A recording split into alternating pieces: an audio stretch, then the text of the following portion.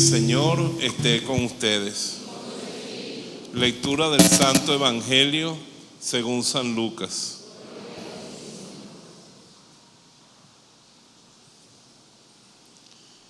En aquel tiempo dijo Jesús a sus discípulos: ¿no se venden 5 gorriones por 2 reales?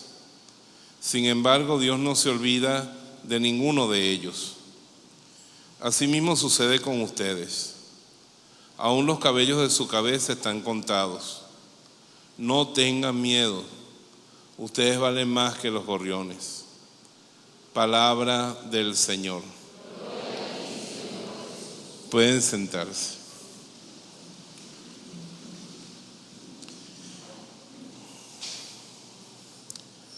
Una de las cosas más grandes que puede tener un ser humano, más valiosa y más sanadora, es la humildad. La humildad. ¿Qué es la humildad? La humildad viene de una palabra latina que es humus. Humus. Dígale de al lado, humus significa tierrita. Dígale. Tierrita, no tierra. Dígale de al lado, eso es lo que le sale en el cuello si no se baña, dígale.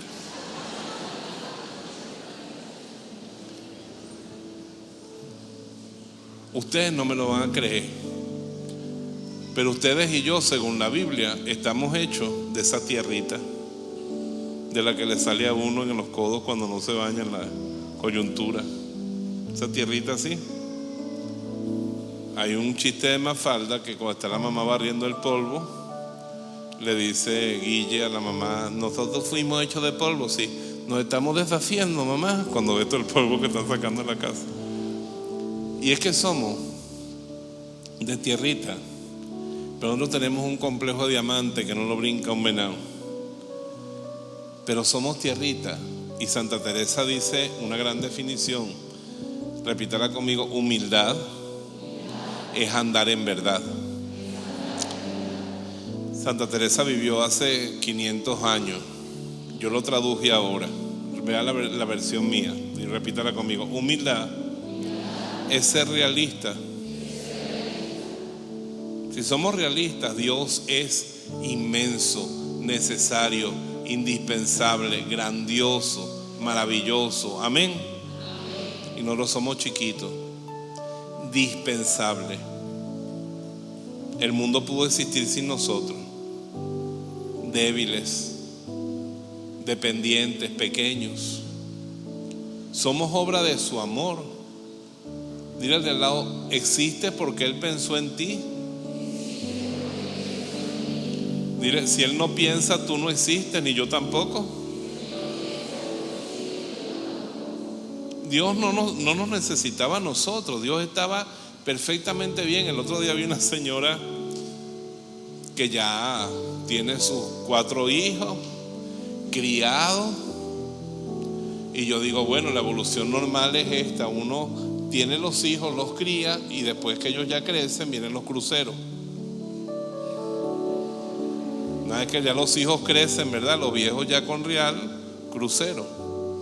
Pues esta señora no, con el marido. Crió los muchachos, los levantó, y ahora se le ocurrió adoptar 2 más. Fíjate como todos dijeron, sobre todo los que están criando muchachos hicieron ese gesto, se les escapó. ¿Qué hizo? Eso significa bondad extrema, ¿sí o no?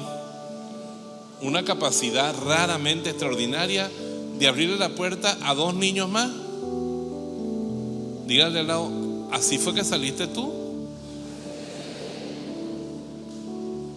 Dios Padre, Hijo y Espíritu Santo estaban de lo más chévere, completos, perfectos, en paz. No necesitaban nada. Estaban los 3 allá en el cielo. La música de Disney todo el tiempo. Y de repente los 3 se miran la cara y dicen: tú estás pensando lo que yo. Claro, si los 3 tenemos circunmisión, que yo estoy en ti, tú estás en mí. Las 3 divinas personas. Y todos saben lo que piensa el otro, y los 3 tienen un solo corazón. y un solo deseo, aunque son distintos los tres, vamos a crearlos. Y los tres pensaron, pero podemos hacer un bicho más, como los monos, la gallina, los perros, o hacer gente como nosotros. Ajá. Pero es que el precio ya lo hicimos una vez. Hicimos los ángeles como nosotros y la tercera parte no nos quiso. La tercera parte nos rechazó. Bueno, ese es el riesgo de la libertad, pero es una manifestación de amor. Vamos a crearlos. Y salimos nosotros, hechos de tierrita, débiles, frágiles, dependientes totalmente de Él. La primera vez que me hicieron un electrocardiograma, un ecocardiograma, y yo vi mi corazón en la pantalla, y una guara. Yo cuando veo una máquina Singer que funciona todavía, digo, qué maravilla, esa bicha funciona todavía. Y siempre les veo la correa toda remendada y soldada por aquí y por allá, porque está muy vieja. Y esta Pepa, 50 años y ahí tucum, tucum, tucum, y no se ha parado ni un instante. Qué maravilla. Yo digo, Señor, ¿y quién sostiene eso? ¿Quién vive ahí dentro? ¿Quién le da mantenimiento? ¿Quién la hace latir? La mano de Dios. Dependemos de Él totalmente. Somos una pelotica de barro en manos de Él, y Él dirige nuestra vida. Uno hace, deshace, pone, pero al final Él es el que decide. Uno usa su libertad, se mete en asuntos, sale de asuntos, pero al final, ¿quién dirige todo? Dios. Y hay momentos en la vida, hermano, en que todo se destruye, en que todo se va para abajo, en que llega una enfermedad y todo lo que uno soñaba queda clausurado, y lo que uno estaba viviendo pierde la mitad. Los que están más viejos han pasado por momentos así.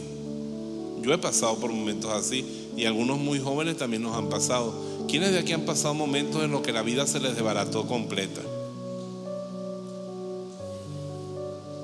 Ustedes son sobrevivientes y yo también.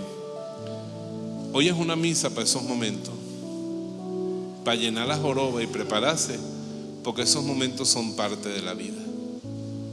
Usted ve una culebra preciosa. Aunque a mí no me gusten las culebras, tengo que reconocer que los diseños de la piel son carteludos. ¿Es así o no es así? Hasta a las mujeres les gusta hacerse vestidos así, con tela con diseño de cuaima, ¿no? Ay, estás de Mapanares. Sí, yo soy cascabel. Pero después que le queda tan bello el diseño a Dios, pasa un tiempo y tú ves que la culebra se busca una horqueta y se arranca toda esa piel. Una culebra que no se arranque la piel durante muchos años, ¿qué le pasa? Está muerta, ¿sí o no? Si vive, tiene que arrancarse y volverse a hacer. Y por eso Dios algunas veces en la vida permite que haya momentos que nos agarran y nos trituran y todo se deshace. Diga al de al lado, eso no es que Dios te ha abandonado. Dios tumba para reconstruir. Dios quiere hacer de ti un vaso fino. Yo le digo a ustedes que les ofrezco de regalo para este diciembre una vajilla. Y digo, pero escoge de qué la quiere, de barro o de porcelana. ¿De qué la prefieren? Porcelana. ¿Qué es más valioso, la porcelana o el barro? Ah, pero es que eso tiene su historia. El barro lo agarran ahí, ¿verdad? Lo mezclan, lo soban, hacen la figura y la meten al horno y listo.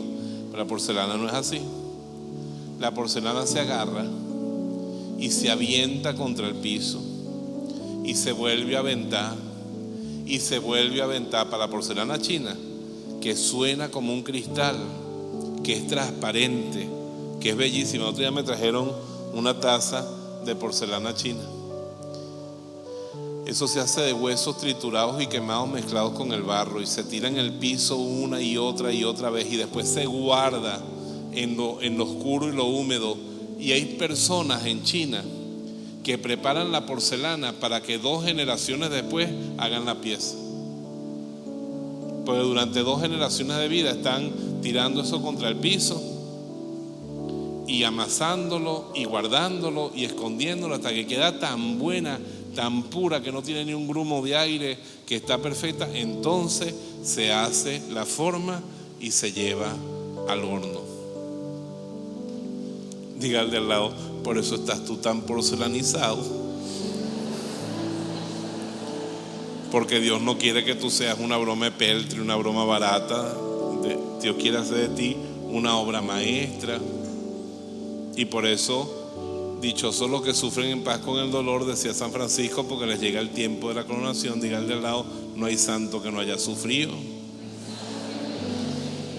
Y el dolor en la vida, el fracaso, es algo que se presenta tarde o temprano. Hay que estar preparado. Nadie, Dios no llama a nadie a una vida de éxitos continuados y ascendentes. Nadie lleva una vida así. No, siempre hay momentos dramáticos y momentos terribles. Dígale al lado: hasta el mismo Cristo, como dice la carta a los Hebreos, siendo el Hijo de Dios, aprendió la ciencia de la obediencia sufriendo a gritos y con lágrimas. Pues Cristo en la pasión lo perdió todo, pero Cristo resucitado es mucho más excelente que ese Cristo que entró en la pasión. Entonces Jeremías bajó donde el alfarero y se dio cuenta de que el alfarero hacía la forma y le parecía bonita en el momento, pero después lo miraba y decía: no, yo una vez pinté un Cristo que me quedó tan bello. Yo no sé hacer alfarería, mi hermana sí, pero pinto más o menos. Entonces pinté un Cristo y me quedó carteludo, bello, que me enamoró. Hasta recé con él un rato después que lo terminé. Y después, como a los 2 días, lo puse así en alto y era chorrito así. Después este era el mismo. Lo que pasa es que cuando yo lo pinté, estaba la cartulina acostada, yo estaba sentado y miraba, era con esta perspectiva, de ladito. Y claro, me quedó bien bonito. Cuando lo puse de frente, y ay, Dios mío, qué desastre. Tuve que agarrar, raspar la pintura y volverlo a hacer bien hecho, hasta que me quedó bien. Pero fue el mismo lienzo. Dile al de al lado: por eso Dios a veces te raspa, porque te quedas así. Dice el de al lado: te tiene que raspar, te tiene que romper. Y uno dice: Dios mío, ¿por qué tú no tienes derecho? Dios sí tiene derecho. La vida no tiene derecho, sí tiene derecho. Le dice Dios a Jeremías: mira, el alfarero tiene derecho con el barro de volverlo a hacer tantas veces hasta que le quede bueno. Entonces yo no voy a tener derecho. En el fondo, hermano, nosotros todos somos vasos. Dios nos está convirtiendo en vasos. Y la Biblia habla mucho de eso. Yo cuando estaba pequeño y rezábamos la letanía, decía: qué fea esa letanía. Pues me gusta. Virgen fiel, me encanta. Casa de oro, bellísima, la letanía de la Virgen. Reina del cielo, puerta del cielo, Madre de Dios, Virgen fiel, es mi preferida. Pero cuando decía vaso de honor, vaso de insignia de devoción, decía: ¿a quién le gusta que lo llamen vaso? Nada más a Brian, que es apellido Vaso. Pero decirle a la Virgen vaso.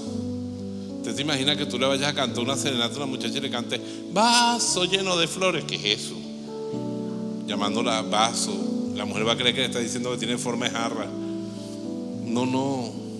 Y eso que a mí me llamaban culé cuando estaba en el colegio, la jarrota del sabor, por lo gordo.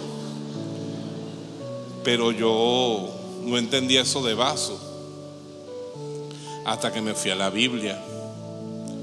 Y en la Biblia hay 2 capítulos que nos hablan de los vasos. San Pablo le dice a Timoteo en la segunda carta a Timoteo, capítulo 2: en toda casa hay distintas clases de vasos. Está hablando de una casa de la antigüedad, no la casa suya de ahora. Dice: hay vasos de oro y plata. ¿Para qué serán los vasos de oro y plata? Para las grandes ocasiones, ¿sí o no? Hay vasos de barro, en lo que se incluyen los de cerámica, esos son de diario. Y hay vasos de madera. ¿Usted se imagina toma en un vaso de madera. Eso es como poco higiénico, ¿sí o no? Eso es como un vaso como muy pobre. Pero en el tiempo de Pablo, los vasos de barro y de madera se usaban también por una cosa que llamaban vasenilla. Vasenilla. Eso gracias a Dios que se acabó. La vasenilla era un vaso que se metía debajo de la cama y que si en medianoche había una emergencia, uno echaba allí la emergencia y en la mañana uno salía con su emergencia para el excusado que quedaba en el patio afuera y lo vaciaba en la letrina. Qué desgracia si un vaso de eso, ¿sí o no? Si yo voy a tener que ser un vaso, yo no quiero sino de eso. ¿Ah? San Pablo dice eso en 2 Timoteo capítulo 2. Y Timoteo entendió perfectamente que cuando habló de los vasos de madera y de barro comparado con los de oro y plata, está hablando de las vasenillas. Entonces San Pablo le dice: el que sigue a Cristo, repita conmigo, tiene que abstenerse de toda clase de maldad para ser un vaso de honra. Fíjate, el que sigue a Cristo tiene que abstenerse de toda clase de maldad para ser un vaso de honra. ¿Y por qué Dios a veces nos permite esos matracazos? Para que salgamos de la maldad. San Francisco, nuestro padre, andaba en pecados, dice él, vivió una vida de pecado y se fue para la guerra a agarrar un gran renombre con la guerra. Y en la guerra fracasó, fue preso en Perugia, lo metieron en el fondo de un calabozo, lo perdió todo, quedó medio loco, enfermo, de ahí lo sacaron en las últimas. Seguro que Francisco pensó que ahí se acababa la vida de él, pues no se acababa.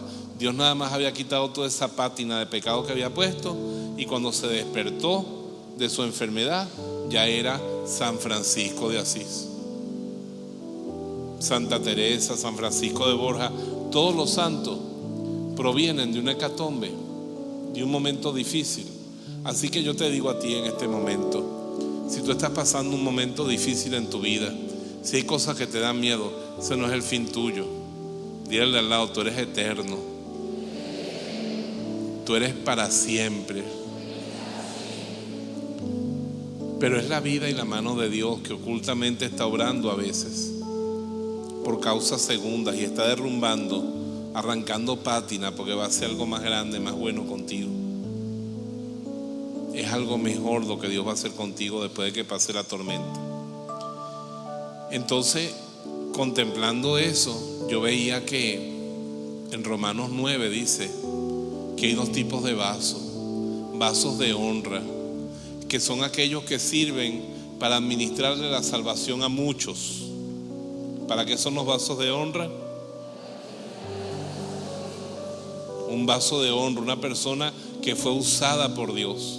Por ejemplo, las mamás buenas. Las buenas madres son vasos de honra.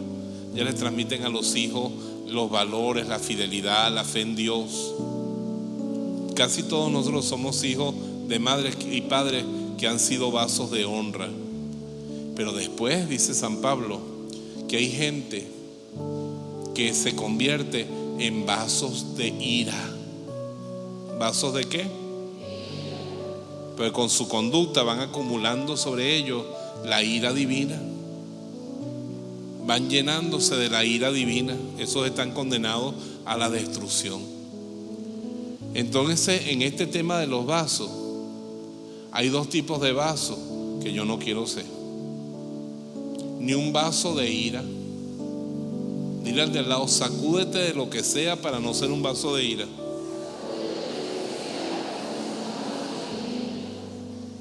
Hay cosas que traen la ira de Dios sobre uno. Por ejemplo, el empecinamiento contra la palabra, la dureza de corazón, el rencor inviscerado, los vicios, cuando uno no quiere ya salir de ellos. No te dejes engañar por Satanás. Tú siempre puedes salir de tus vicios. Dios no te quiere pecando, Dios te quiere libre, Dios te quiere santo. Hoy me dolió viendo un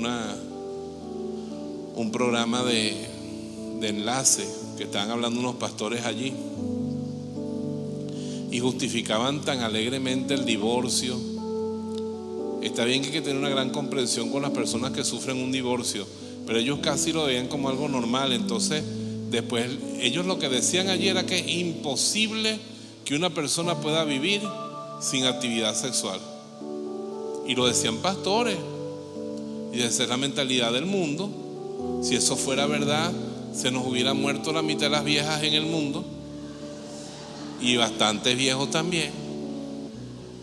Lo que pasa es que el mundo mete esas mentiras, y entonces empiezan a acumular acciones en su vida que traen la ira de Dios.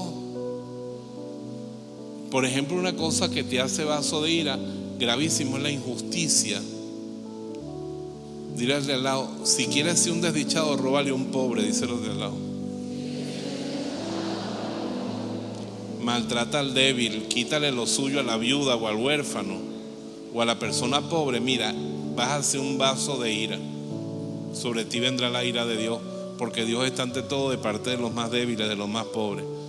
Por eso hay que hacer esa cosa, hay que tener temor de Dios. Vaso de ira. Ni tampoco quiero ser una letrina, una vasenilla. Y hay gente que es vasenilla, ustedes y yo los conocemos, que viven entre la inmundicia espiritual felices, ¿sí o no? Supersticiosos, Changó, Yemayá, Piscis, Acuario, Capricornio, la llama violeta, Tai Chi, toda esa basura espiritual. Y ellos ahí chapoteando en eso, viendo qué es lo nuevo que viene, llevándose por novedades. Al mismo tiempo, una vida de relajación sexual terrible. Qué bonito este muchachito de esa serie de televisión que esta semana se definió y dijo: yo soy cristiano, yo me quiero salir de esta serie de televisión porque eso lo que transmite es pura basura, puro relajamiento, falta de valores, y yo soy cristiano y no quiero estar más en eso. Y entonces decían: una guarada la cantidad de demandas que le van a meter a ese muchachito. Yo digo: espero que no.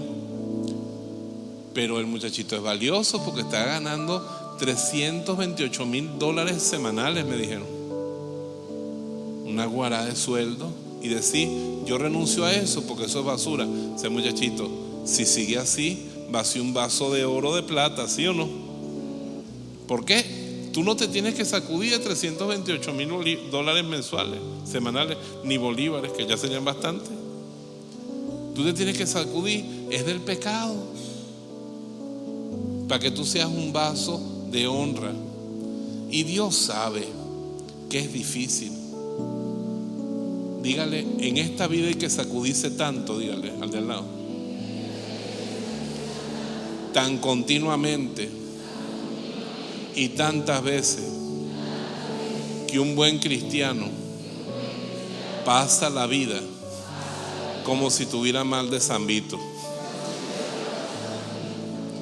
Mal de San Vito, ¿ah? Que están así temblando todo el tiempo, como uno tiene que ir sacudiéndose todo el tiempo las cosas que no son de Dios. Pero se trata de pasar por la purificación, y pasar por la purificación muchas veces duele. Pero, y yo te digo, el que yo le predico a ustedes, siéntanse bien en la purificación, no, la purificación duele. Pero no te dejes derrumbar, ni derrotar, ni arrancar la fe en la purificación. En el medio del dolor, atrévete a mantener tu corazón y tu mente en Dios y pensar en el evangelio de hoy. Cristo dice, y yo tengo mi símil de esa parábola desde que estaba chiquito. Cristo dice: ¿por cuánto se venden 5 cacaitas? ¿Ustedes saben lo que es una cacaíta? Un gorrioncito. En Venezuela, para los que están escuchándome en el extranjero, las cacaitas son unos gorrioncitos así chiquitos, marrones, mínimos, pequeñitos, son unos pajaritos. La cacaíta. Cuando yo estaba chiquito, en Bejuma, matábamos cacaitas a pedra limpia. Yo no las mataba, yo era mala puntería de nacimiento. Pero mis amigos las mataban y se las llevaban a las mamás para que las desplumaran, las limpiaran y se las frieran. Aquí hay unas alitas así. Yo una vez cuando estaba en España en el seminario nos dicen, ay, van a servir perdices. Y cuando por eso es cacaíta, yo no como de eso. Claro, las perdices eran más grandes que las cacaítas. Pero yo no me voy a comer un pajarito. Yo prefiero comer un pedazo de pan que comer un pajarito. Entonces, en el tiempo de Jesús había cacaíta como arroz, porque no habían carros que se la llevaran por delante como la mariposa. La cacaíta, el carro se la llevó. No habían carros que se la llevaran por delante, había mejor ecosistema y había muchísima cacaíta. La cacaíta estaba de rebaja. Y Cristo dice, ¿cuánto cuestan 5 cacaítas? Lo que echó la viuda pobre en el templo, 2 moneditas. ¿No se venden por 2 moneditas 5 cacaítas? Y Cristo dice, sin embargo, ninguna cae en el piso sin que el Padre Celestial esté pendiente de eso. Qué cosa más hermosa. Yo me acordé que cuando estaba pequeño, lo más barato que uno podía comprar en la vida era una caja de fósforo. Una caja de fósforo valía una locha. Una locha son 12 céntimos y medio, un octavo de bolívar. Imagínate, ahora con el dólar a 20 bolos, ¿cuánto valdrá una locha en dólares? Una miradita de $1 así. ¿Ah? Y por eso se vendía una caja de fósforo. Ahora, ¿cuántos fósforos tiene una caja adentro? 50. 50 porque nadie los cuenta. Eso lo llenan y lo tapan. A ponerse a contar los fósforos si son. Está. Bueno, dígale al de al lado, ni un solo fósforo de eso se quema sin que lo permita el Padre Celestial. Dígase al de al lado.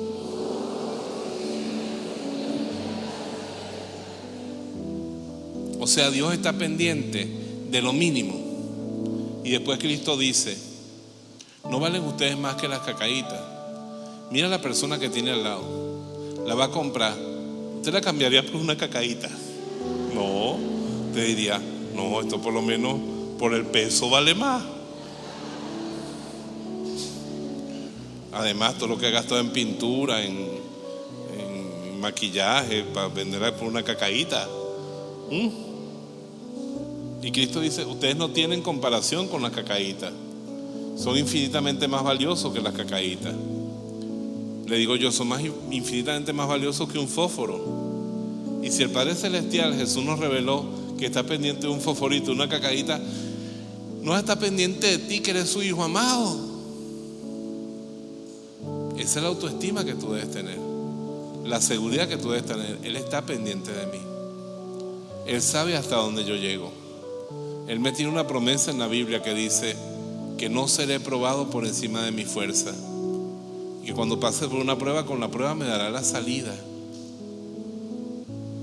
Porque dile que tienes al lado, tú no eres Homero Simpson, ni Popeye. Y sin embargo, los pelos de tu cabeza Dios los tiene contados. Es fácil contarle los pelos a Popeye o a Homero Simpson, creo que tienen 1 o 2. Pero mírale al de al lado el pelero que tiene, aunque sean raíces.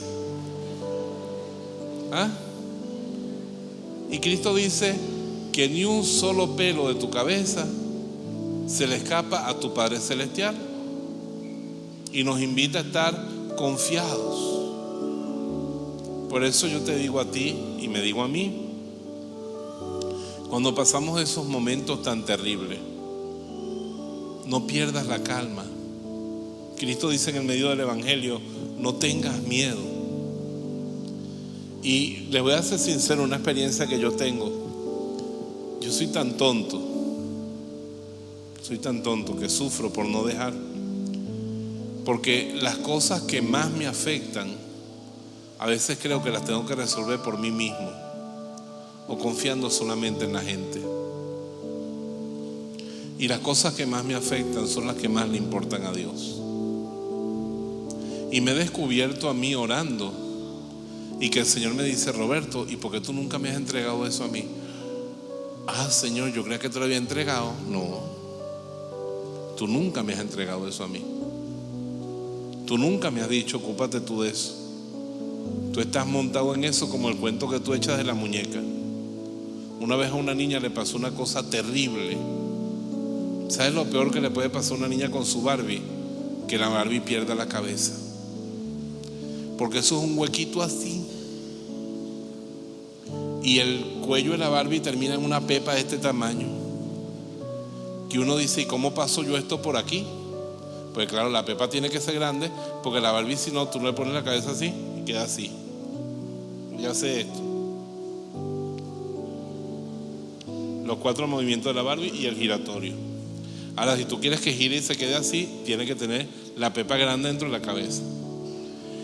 Ellos deben tener en China una máquina especial de hacer eso, que les tira el hueco y le mete la pepa. Pero la niña se puso a jugar con la Barbie y le arrancó la cabeza y llegó para allá. ¡Papá!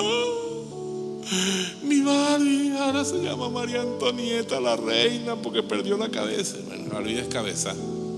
Y no tengo la guillotina. Y bueno, vamos a arreglarla.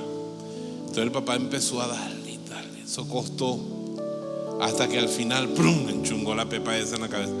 Y la Barbie quedó perfecta y se la entrega a la niña. ¿Cómo te sientes? Bien. Mi hija, tuve como 45 minutos trabajando en eso y nada más me dice bien. ¿No estás contenta? Sí, quedó bien, pero es que tardaste mucho.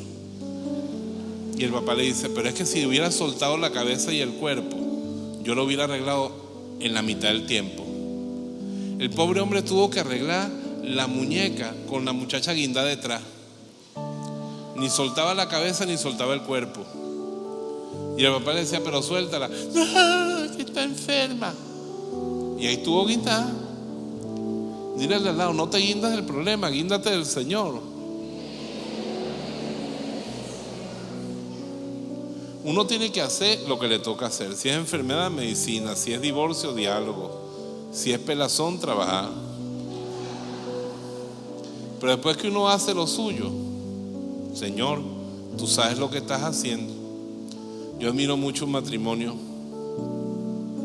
que no sé quiénes son, pero son una gente admirable. Han dado grandes pasos para servirle a Dios y dedicarle mucho a Dios. Y ellos llegó un día en que lo que le quedaba era más o menos como 200 bolívares, con un muchacho en la escuela privada, con las cuentas, con el alquiler de la casa, como 200 bolívares. Entonces y que se sentaron en la mesa y les dio un ataque de risa y dijeron, esto es un gran momento, nos quedan 200 bolívares para comer, para pagar la escuela, para pagar todo. 200 bolívares. 200 bolívares. Y se reían. No es que enloquecieron. Ellos están a mi lado diciendo, Señor, ¿cómo te las vas a arreglar tú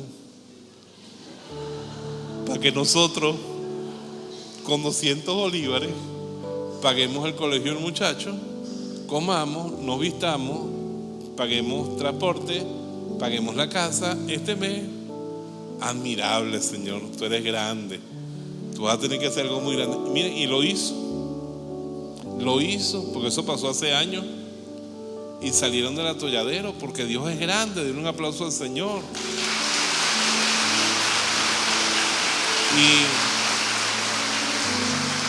Y yo voy a parafrasear a San Juan, que dice, si nuestros pecados son grandes, Dios es más grande que la conciencia donde están esos pecados. Amén. Si nuestros problemas son grandes, Dios es más grande que esos problemas. Dios es mucho más grande que esos problemas.